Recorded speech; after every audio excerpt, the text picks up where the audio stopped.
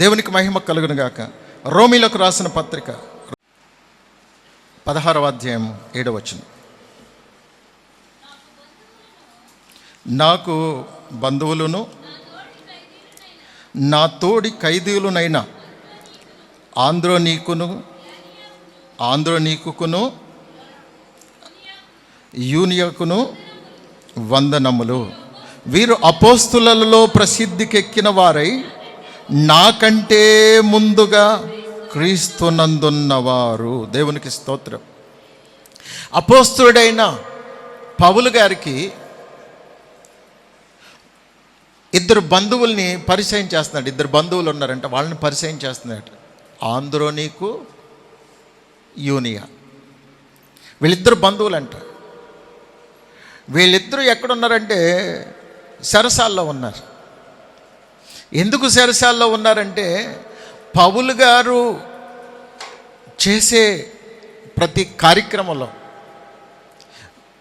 వీళ్ళు కూడా పాలు పొందేవారు. ఎందుకంటే పౌలు గారి యొక్క భారం చాలా గొప్పది. స్వార్థ భారము. దేవుడు మోపిన నాటి నుండి ఎవరు ఏమనుకున్నా సరే తెగించి ఇక్కడ ఈ మాటలు చెప్తే, ఇక్కడ సువార్త ప్రకటిస్తే వీళ్ళు ఏం చేస్తారనేటువంటి భయం ఉండేది కాదు. ధైర్యంగా ప్రకటించేవాడు పౌలు గారు. అలాంటి సందర్భాల్లో చాలాసార్లు ఆయన మీద దాడి చేయటం, కొట్టడం, మరణం వరకు వెళ్ళిపోయిన పరిస్థితులు కూడా ఉన్నాయి. చివరికి ఆయన్ని జైల్లో పెట్టడం. అలాంటి క్రిటికల్ పొజిషన్లో కూడా ఈ బంధువులైనటువంటి ఆంద్రోనీకు, యూనియా అనేటువంటి వారు పౌలు గారికి సపోర్ట్గా నిలిచారు కనుక వారు కూడా జైల్లో పెట్టబడ్డారు. ప్రియులరా, మనకి ఎవరైనా బంధువులు ఉంటే కనుక ఆ బంధువులు మనకి ఏదైనా కష్టం వచ్చినప్పుడు తప్పించుకుంటున్నారనుకోండి, తెలిసిపోతారు వాళ్ళు. పైగా వీళ్ళు ఎవరట? అపోస్తులలో ప్రసిద్ధికెక్కిన వారంట. అపోస్తులలో మంచి పేరు ప్రఖ్యాతలు కలిగిన వీళ్ళు నాకంటే క్రీస్తునందు ముందున్నారు అని చెప్తున్నాడు. అంటే వాళ్ళు పౌలు గారి కంటే కూడా అనుభవనీయులైన పౌలు గారిని ఎప్పుడు చిన్న చూపు చూడలేదు. పౌలు గారిని ఎంకరేజ్ చేశారు. వాళ్ళు తన ఆసక్తిని చూసి పౌలు గారికి సపోర్ట్గా నిలిచారు. వారి సీనియారిటీని బట్టి వీడితో మనకేంటి అని అనుకోలేదు. గనుక ఎవరైనా ఆసక్తి కలిగి ఉంటే వారిని బలపరచడానికి సీనియర్స్ ఏం చేయాలంటే ప్రోత్సహించాలి. నిన్న కాకమొన్న వచ్చావు పెద్ద మా మీద ఏదో గొప్ప అన్నట్టుగా అని వాళ్ళని విమర్శించటం కాదు, వాళ్ళని ఎంకరేజ్ చేయాలి. బ్రదర్, మాకంటే నువ్వు చాలా ఆసక్తిగా ఉన్నావు. సిస్టర్, మాకంటే చక్కగా ఆసక్తిగా ఉన్నావు అని వాళ్ళని ప్రోత్సహించాలి. అనేక విషయాల్లో ప్రోత్సహించాలి. మనం వాళ్ళని చూసి అసూయపడటం కాదు.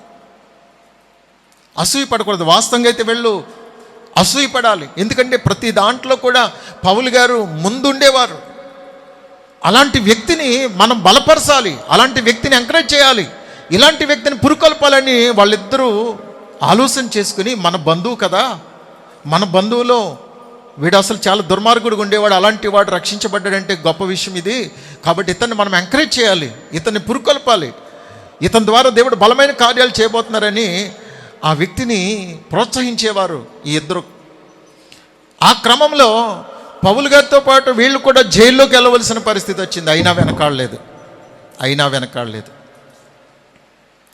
మన బంధువులు ఎవరైనా బలపడుతుంటే వాళ్ళని మరింత బలపరిచే ప్రయత్నం చేయాలి. అసూయ పడకూడదు. మాకంటే మంచి పేరు వాళ్ళకి వచ్చేస్తుందేమో అని అనుకోకూడదు. మనకంటే వాళ్ళు ఆసక్తిగా ఉన్నారు కనుక, మనకంటే వాళ్ళు ఇంకా గొప్పగా ఎదిగితే చూసి సంతోషించాలి అనే మంచి ఆలోచన కలిగి ఉండాలి. ఇది ఆత్మ సంబంధమైన బంధువుకు ఉండేటువంటి ఆత్మీయ లక్షణం. అదే సమయంలో వారు ఏదైనా కష్టంలో ఉంటే తప్పించుకునే ప్రయత్నం చేయకూడదు. ఆత్మ సంబంధమైన బంధువు ఎవరైనా కష్టంలో ఉంటే, ఎవరైనా ఇబ్బందుల్లో ఉంటే, ఎవరైనా ఇరుక్కుపోతే వాళ్ళని ఏదో విధంగా విడిపించే ప్రయత్నం చేయాలి. అవసరమైతే వాళ్ళతో పాటు మనము ఇబ్బంది పడినా భయపడకూడదు, బాధపడక్కర్లేదు. ఎందుకంటే మనకు దేవుడు తోడుగా ఉంటాడు. మనకి కష్టం వచ్చినప్పుడే, శ్రమ వచ్చినప్పుడే ఎవరేంటనేది తెలుస్తుందండి. కొంతమంది బాగున్నప్పుడేమో అమ్మో మా వాళ్ళు అంత కాదు ఇంత కాదనో పొగిడేసి మన దగ్గర నుంచి ఏదో విధంగా లాక్కుని వాళ్ళ బాగుపడే ప్రయత్నం చేస్తారు. మనం కష్టాల్లో ఉన్నాం అనుకోండి, దరిదాపుల్లోకి రారండి. ఆత్మ సంబంధమైన బంధం అయితే అలా ఉండదండి, వాలిపోతారు. మనం అలా నిలిస్తే వాళ్ళకు ఒక ఆదరణ, ఆనందం, సంతోషం, అదే గొప్ప బలం అండి. అందుకే ఒకవేళ మనము అలాంటి బలహీనతల్లో, అలాంటి లోపాలు కలిగి ఉంటే ఇతరుల్ని నిందించే ముందు మనం సరి చేసుకుందాం. ఒకవేళ అలాంటి లోపాలు కలిగిన ఆత్మ సంబంధులు కానీ బంధువులు, బంధాలు, స్నేహాలు ఉంటే అలాంటివి కట్ చేసుకోండి. వాళ్ళు సరైన వాళ్ళు కాదు. మన టైం వేస్ట్, వాళ్ళు నమ్మి మనం మోసపోతాం.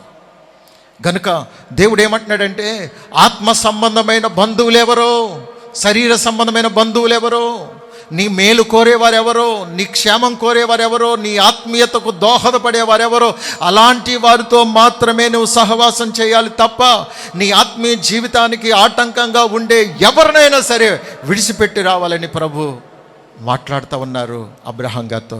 అందుకే ఈరోజు అబ్రహాం గారితో మాట్లాడుతున్న దేవుడు మనతో కూడా మాట్లాడుతున్నాడు. ఆత్మ సంబంధమైన బంధువులు, ఆత్మ సంబంధమైన స్నేహితులు, ఆత్మ సంబంధమైన సహవాసం నీకు లేకపోతే కనుక నువ్వు చాలా నష్టపోతావు, నువ్వు నాశనానికి వెళ్ళిపోతావు. అందుకే నీకు ఆత్మ సంబంధమైన బంధువులు ఉన్నారా? నీతో కలిసి ప్రార్థించేవారు, నీతో కలిసి దేవుని సన్నిధిలో గడిపేవారు, నీతో పాటు మంచి కార్యక్రమాలకు ఏకీభవించేవారు, నీతో పాటు నీ శ్రమలో అండగా నిలిచేవారు నీకున్నారా? లేకపోతే అలాంటి వారిని నమ్మొద్దు. అలాంటి వారి స్నేహాన్ని, అలాంటి బంధుత్వాన్ని ఏమాత్రము కూడా నీవు పెంచి పోషించొద్దు. ఎక్కడికక్కడ కట్ చేసుకొని అలో అంటే అలో అనే వారికే ఉండు. అప్పుడు నీవు ఒక ఆత్మ సంబంధమైనటువంటి బంధుత్వాన్ని నీవు స్థిరపరచుకోవడానికి నీకు అవకాశం ఉంటుంది. అందుకే ప్రభు సన్నిధిలో ప్రార్థన చేద్దాం. ప్రభువా, నాకు ఆత్మ సంబంధమైన బంధువులు దయచేయండి. కొంతమంది చూడండి, వారికి లోకపరమైన బంధుత్వాలు లేకపోయినా ఆత్మ సంబంధులు ఒకరికొకరు చక్కగా ఒకరినొకరు అర్థం చేసుకుని బంధువులుగా మారిపోతూ ఉంటారు. కులాన్ని చూడకుండా, ప్రాంతాన్ని చూడకుండా, మాకొక పితృపారంపర్యాచారమైనటువంటి బంధుత్వం కాకపోయినా ఆత్మ సంబంధమైన బంధాన్ని దేవుడు మాకు ఇచ్చారని ఆ బంధంలో, ఆ బంధుత్వంలో స్థిరపడిన వాళ్ళు చాలామంది ఉన్నారు. ఒకవేళ నీ బంధువులు నటిస్తున్నారేమో, అలాంటివన్నీ పసిగట్టు. టైం వేస్ట్ చేసుకోవద్దు. అలాంటి వాళ్ళని నమ్మి మోసపోవద్దు. దురాభిమాన పాపంలో పడిపోవద్దు. నీ బంధువులు నీకు నష్టం చేస్తుంటే, నీ బంధువులు నీ ఆత్మీయ జీవితాన్ని పాడు చేసే వాళ్ళం ఉంటే, నీ బంధువులు నీకు పనికిమాలిన సలహాలు ఇచ్చేవారు ఉంటే అలాంటి వాళ్ళని కట్ చేయి. కొంతమంది పనికిమాలిన సలహాలు ఇస్తూ ఉంటారు. అలాంటి వ్యర్థమైన సలహాలు, వ్యర్థమైనటువంటి ప్రయత్నాలు నువ్వు చేయొద్దు దేవుని బిడ్డ. ఓ థ్యాంక్ యూ ఫాదర్. మనందరికీ అసలు సిసలైన మంచి బంధువు మన ప్రభు అయిన యేసుక్రీస్తు వారే. బంధువులు ఎందరున్నను వారు నీకు సాటి రాగలరా? బంధువులు ఎందరున్నను వారు నీకు సాటి రాగలరా? నా బంధువుడా నీవే యేసయ్యా, నా బంధువుడా నీవే యేసయ్యా, నీవే నాకు సాలును యేసు నీవే నాకు, సాలును యేసు నీవే నాకు, సాలును యేసు నీవే నాకు, సాలును యేసు నీవే నాకు, సాలును యేసు.